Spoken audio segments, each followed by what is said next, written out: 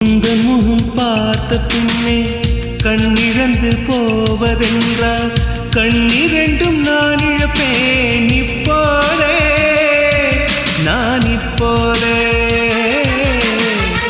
உந்தன் முகம் பார்க்கும் முன்னே